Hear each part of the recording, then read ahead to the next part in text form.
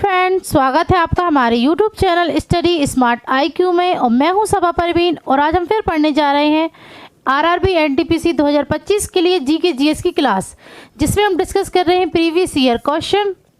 और ये हमारी क्लास 42 भी है। इससे पहले हम 41 क्लासेस कर चुके हैं। सो आई होप आपको ये वीडियो पसंद आती हो। तो ऐसे ही वीडियो देखने के लिए हमारे चैनल को लाइक करें, शेयर करें और सब्सक्राइब करना ना भूलें। तो चलिए स्टार्ट करते हैं आज की हमारी क्लास। सो फर्स्ट क्वेश्चन है, 1947 में भारत के स्वतंत्र होने के समय ब्रिटिश भारत का वायसराय कौन था? तो 1947 में भारत के स्वतंत्र होने के समय ब्रिटिश भारत का वायसराय कौन था? तो ब्रिटिश भारत का वायसराय था लॉर्ड माउंटबेटन। ठीक है, ये ब्रिटिश भारत का वायसराय था और ये भारत के अंतिम वायसराय और प्रथम स्वतंत्र भारत के पहले गवर्नर जनरल थे। ठीक है ना, स्वतंत्र भारत के पहले गवर्नर जनरल थे लॉर्ड माउंटबेटन। ठीक है, इन्होंने ही भारतीय स्वतंत्रता अधिनियम तैयार किया। ठीक है ना, लॉर्ड माउंटबेटन ने। फिर बात करें लॉर्ड विलिंगडन, तो लॉर्ड विलिंगडन यह 1931 से 36 तक भारत के वायसराय रहे। ठीक है ना, भारत के वायसराय रहे लॉर्ड विलिंगडन और इन्हीं के कार्यकाल में फॉरवर्ड ब्लॉक की स्थापना हुई। इनके कार्यकाल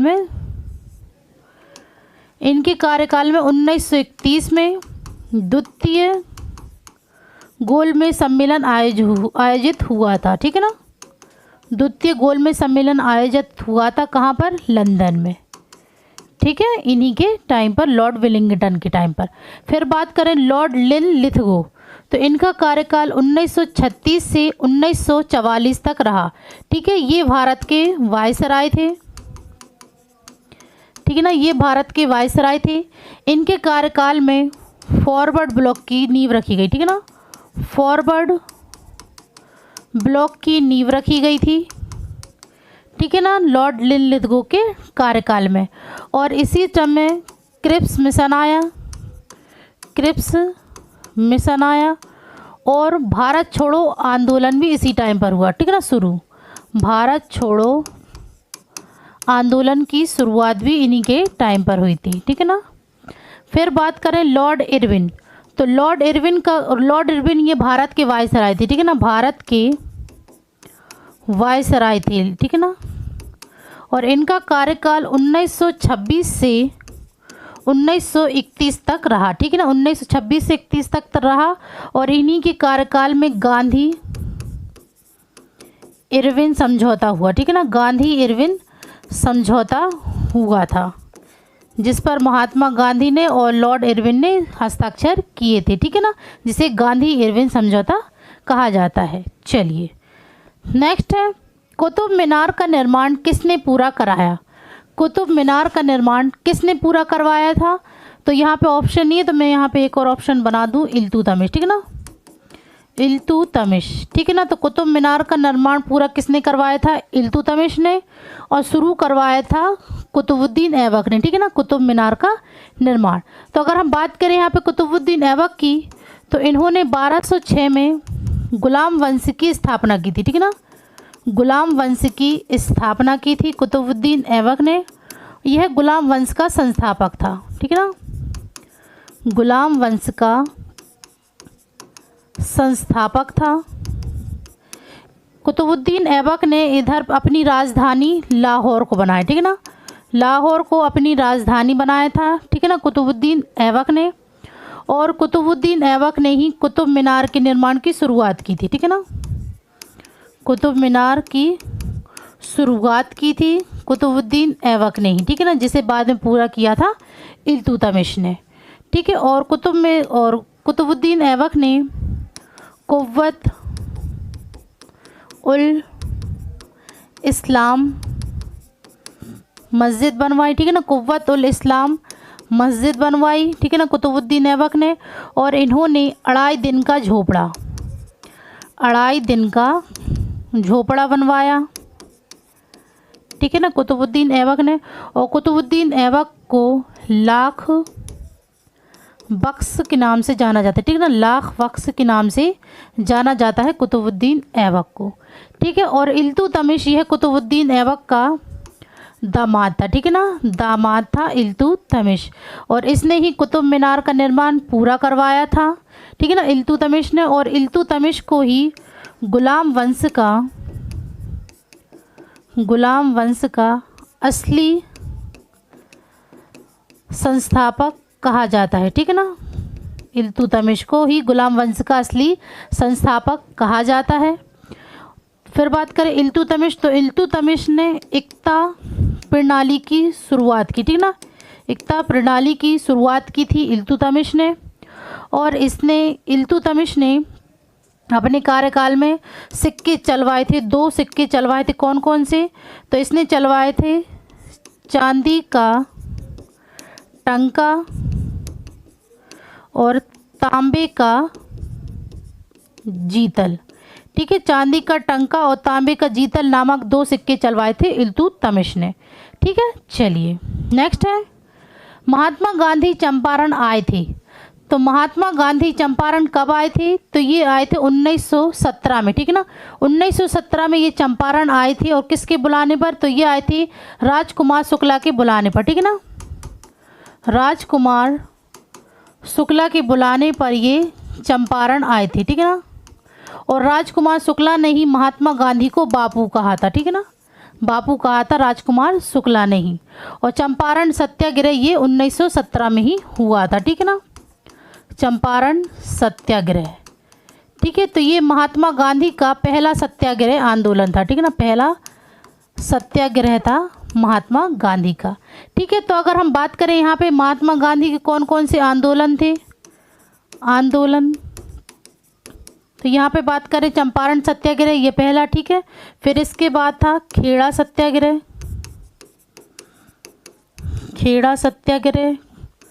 फिर इसके बाद था रॉलेट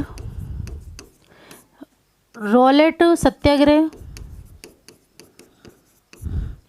असहयोग आंदोलन,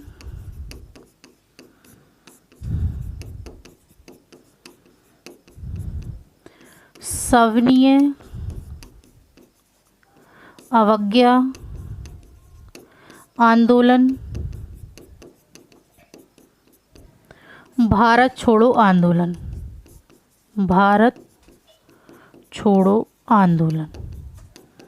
ठीक है। तो ये महात्मा गांधी द्वारा किए गए आंदोलन थे। तो चंपारण सत्याग्रह तो ये 1917 में हुआ था, खेड़ा सत्याग्रह 1918 में, रॉलेट सत्याग्रह 1919 में, असहयोग आंदोलन 1920 में, सविनय अवज्ञा आंदोलन 1930 में, और भारत छोड़ो आंदोलन 1942 में, ठीक है ना। तो ये महात्मा गांधी के कुछ आंदोलन है, ठीक है। तो फिर आप यहाँ पे बात करें महात्मा गांधी की और हम, तो महात्मा गांधी की कुछ पत्रिकाएं, ठीक है ना। तो महात्मा गांधी की पत्रिकाएं कौन कौन सी हैं? तो महात्मा गांधी की पत्रिकाएं हैं नवजीवन, हरिजन, यंग इंडिया, इंडियन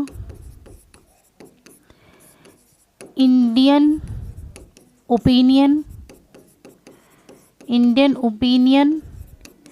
ये इनकी पत्रिकाएं थीं, ठीक है। फिर बात करें इनकी पुस्तक की, महात्मा गांधी की पुस्तक की, तो महात्मा गांधी की पुस्तक थी हिंद स्वराज, गोखले माय पॉलिटिकल गुरु, ठीक है, गोखले माय पॉलिटिकल गुरु, मेरे सपनों का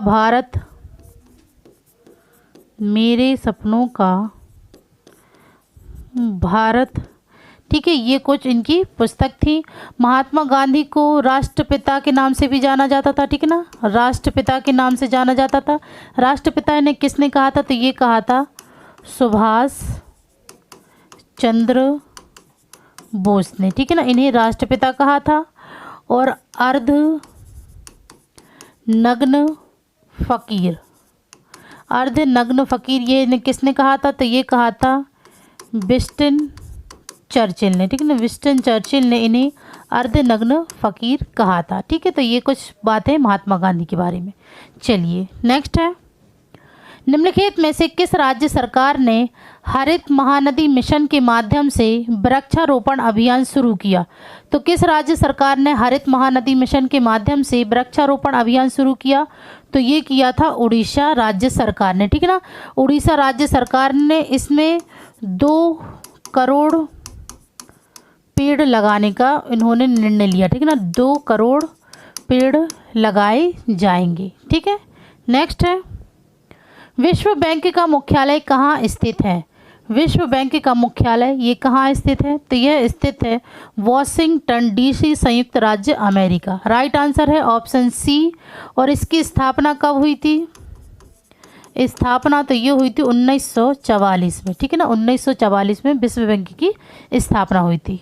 नेक्स्ट है, निम्नलिखित में से कौन से केंद्र शासित प्रदेश में तारपा उत्सव मनाया जाता है? तो कौन से केंद्र शासित प्रदेश में तारपा उत्सव मनाया जाता है? तो ये मनाया जाता है दादर और नगर हवेली में। ठीक है ना, दादर और नगर हवेली में। नेक्स्ट है, जब कैबिनेट मिशन भारत आया तो इंग्लैंड में कौन सा राजनीतिक दल सत्ता में था? तो जब कैबिनेट मिशन भारत आया था तो इंग्लैंड में कौन सा राजनीतिक दल सत्ता में था? तो ये था श्रमिक दल। ठीक है, राइट आंसर है ऑप्शन डी, श्रमिक दल ये सत्ता में था। नेक्स्ट है, किस भारतीय राष्ट्रवादी नेता ने बारडोली सत्याग्रह के नाम से प्रसिद्ध किसान आंदोलन का नेतृत्व किया? तो किस भारतीय राष्ट्रवादी नेता ने बारडोली सत्याग्रह के नाम से प्रसिद्ध किसान आंदोलन का नेतृत्व किया? तो ये किया था वल्लभ भाई पटेल ने। ठीक है, right answer option D, Vallabh भाई पटेल ने। और बारडोली सत्याग्रह कब हुआ था? तो ये हुआ था 1928 में। ठीक है ना, 1928 में ये सत्याग्रह हुआ था, जिसके बाद बारडोली की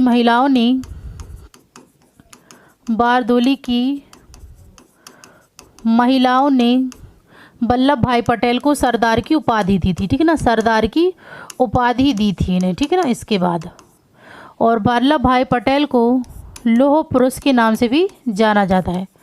लौह पुरुष के नाम से इन्हें जाना जाता है और इन्हें भारत का विस्मारक कहा जाता है। ठीक है ना, भारत का विस्मारक कहा जाता है वल्लभ भाई पटेल को। और ये भारत के पहले गृह मंत्री थे। ठीक है ना, भारत के पहले गृह मंत्री थे वल्लभ भाई पटेल। ठीक है, चलिए नेक्स्ट है, नई दिल्ली का इंडिया गेट किसने डिज़ाइन किया था? नई दिल्ली का इंडिया गेट किसने डिज़ाइन किया था? तो ये किया था एडविन लुटियंस ने। ठीक है ना, एडविन लुटियंस ने इंडिया गेट का डिज़ाइन किया था। नेक्स्ट है, भारत के राष्ट्रपति को शपथ कौन दिलाता है? तो भारत के राष्ट्रपति को शपथ कौन दिलाता है? तो ये दिलाता है भारत के मुख्य न्यायाधीश। राइट आंसर है ऑप्शन ए, भारत के मुख्य न्यायाधीश ये राष्ट्रपति को शपथ दिलाता है। फिर बात करें राष्ट्रपति का कार्यकाल, तो राष्ट्रपति का कार्यकाल 5 साल तक का होता है। ठीक है ना, 5 साल तक इसका कार्यकाल होता है। नेक्स्ट है, निम्नलिखित में से कौन सा विलयन विद्युत का चालन नहीं करता है? तो कौन सा विलयन विद्युत का चालन नहीं करता है? तो ये है एल्कोहल और ग्लूकोज। राइट आंसर है ऑप्शन डी, एल्कोहल और ग्लूकोज। नेक्स्ट है, बर्ड फ्लू किसके कारण से होता है? तो बर्ड फ्लू ये किसके कारण होता है? तो ये होता है H5N1 विषाणु के कारण। ठीक है ना, H5N1 विषाणु के कारण। नेक्स्ट है, शुद्ध कार्बन डैश के अंतर्गत हीरे के रूप संश्लेषित हो सकता है। तो शुद्ध कार्बन ये किसके अंतर्गत हीरे के रूप संश्लेषित हो सकता है? तो ये हो सकता है बहुत उच्च दाब और उच्च ताप। राइट आंसर है ऑप्शन सी, बहुत उच्च दाब और उच्च ताप। नेक्स्ट है, 1969 में सरकार द्वारा कितने प्रमुख बैंकों का राष्ट्रीयकरण किया गया था? तो 1969 में सरकार द्वारा कितने प्रमुख बैंकों का राष्ट्रीयकरण किया गया? तो ये किया गया था 14 बैंकों के। ठीक है ना, 14 बैंकों का राष्ट्रीयकरण किया गया था 1969 में। इस टाइम पर प्रधानमंत्री कौन थे? प्रधानमंत्री तो ये थी इंदिरा गांधी। ठीक है ना, इस टाइम पर इंदिरा गांधी प्रधानमंत्री थी और वित्त मंत्री। ठीक है ना, वित्त मंत्री। ठीक है ना। 1969 में इंदिरा गांधी प्रधानमंत्री और वित्त मंत्री दोनों थी, ठीक है ना। इन्होंने ही बैंकों का राष्ट्रीयकरण किया था, 14 बैंकों का, ठीक है। नेक्स्ट है 1945 में संयुक्त राष्ट्र संघ के गठन के समय इसमें कितने सदस्य देश थे? तो संयुक्त राष्ट्र संघ के गठन के समय इसमें कितने सदस्य देश थे? तो ये थे 51, ठीक है ना। 51 सदस्य देश थे इसमें संयुक्त राष्ट्र संगठन में। संयुक्त राष्ट्र संगठन यह एक अंतर्राष्ट्रीय संगठन है, ठीक है ना। अंतर्राष्ट्रीय संगठन है ये, ठीक है। और इसकी स्थापना कब हुई थी? तो इसकी स्थापना हुई थी द्वितीय विश्व युद्ध के बाद, ठीक है ना। इसकी स्थापना हुई थी द्वितीय विश्व युद्ध के बाद। नेक्स्ट है जन्म के समय बच्चे के शरीर में लगभग कितनी हड्डियां होती हैं? तो जन्म के समय बच्चे के शरीर में लगभग कितनी हड्डियां होती हैं? तो ये होती हैं 300 हड्डियां, ठीक है ना।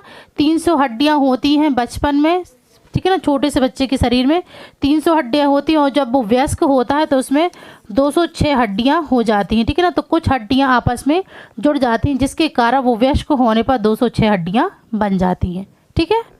नेक्स्ट है निम्नलिखित में से कौन सी नहर प्रणाली हरियाणा में नहीं है? तो कौन सी नहर प्रणाली हरियाणा में नहीं है?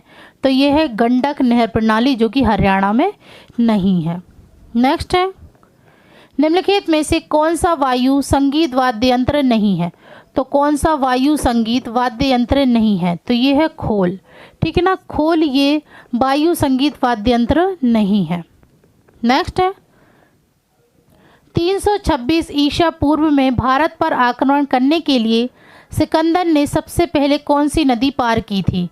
तो 326 ईसा पूर्व में भारत पर आक्रमण करने के लिए सिकंदर ने सबसे पहले कौन सी नदी पार की थी? तो ये की थी इसने सिंधु नदी को पार किया था, ठीक है ना। सिंधु नदी को पार किया था, ठीक है। फिर बात करें सिकंदर की, तो सिकंदर ने हाइडे स्पीस का युद्ध किया था, ठीक है ना। हाइडे स्पीस का युद्ध लड़ा था किसके बीच? तो ये हुआ था सिकंदर वर्सेस पोरस के बीच, ठीक है ना। सिकंदर वर्सेस पोरस के बीच ही थे जिसमें सिकंदर की जीत हुई थी, वो पोरस हारा गया था, ठीक है ना। और सिकंदर ये कहाँ से आया था? तो ये आया था मैसेडोनिया से, ठीक है ना। मैसेडोनिया से सिकंदर आया था। नेक्स्ट है IDBI भारतीय औद्योगिक विकास बैंक की स्थापना की गई थी। तो भारतीय औद्योगिक विकास बैंक की स्थापना कब की गई? तो ये की गई थी 1964 में। राइट आंसर है ऑप्शन सी 1964। नेक्स्ट है निम्नलिखित में से कौन सी सूखा सहनीय फसल है? तो कौन सी सूखा सहनीय फसल है? तो ये है बाजरा, ठीक है ना। बाजरा ये एक सूखा सहनीय फसल है। नेक्स्ट है एकीकृत बाल संरक्षण योजना किस वर्ष शुरू की गई थी? तो एकीकृत बाल संरक्षण योजना ये किस वर्ष शुरू की गई थी? तो ये की गई थी 2009-10 में, ठीक है ना। 2009 और 2010 के बीच में। नेक्स्ट है निम्नलिखित में से कौन सा किला तमिलनाडु में स्थित है? तो कौन सा किला तमिलनाडु में स्थित है? तो ये है मनोरा किला, ठीक है ना। मनोरा किला जो कि तमिलनाडु में स्थित है। नेक्स्ट है पहल योजना संबंधित है। पहल योजना ये इनमें से किस में से संबंधित है? तो यह संबंधित है LPG सब्सिडी का प्रत्यक्ष हस्तांतरण से, ठीक है। राइट आंसर है ऑप्शन बी LPG सब्सिडी का प्रत्यक्ष हस्तांतरण से। और ये योजना कब शुरू हुई थी? तो ये हुई थी 2013 में, ठीक है ना। भारत में 2013 में इस योजना का पहल हुआ था। नेक्स्ट है IIT गांधीनगर के छात्रों ने निम्नलिखित का उपयोग करके दुनिया का सबसे पतला पदार्थ बनाया है। तो IIT गांधीनगर के छात्रों ने किसका उपयोग करके दुनिया का सबसे पतला पदार्थ बनाया है? तो ये इन्होंने यूज़ किया है मैग्नीशियम हाइबोराइड का, ठीक है ना। डाइबोराइड का, सॉरी, मैग्नीशियम डाइबोराइड का यूज़ करके इन्होंने दुनिया का सबसे पतला पदार्थ बनाया है। तो ये थे आज के हमारे क्वेश्चंस। सो आई होप आपको ये वीडियो पसंद आई हो। तो ऐसे ही वीडियो देखने के लिए हमारे चैनल को लाइक करें, शेयर करें, सब्सक्राइब करें। Thank you.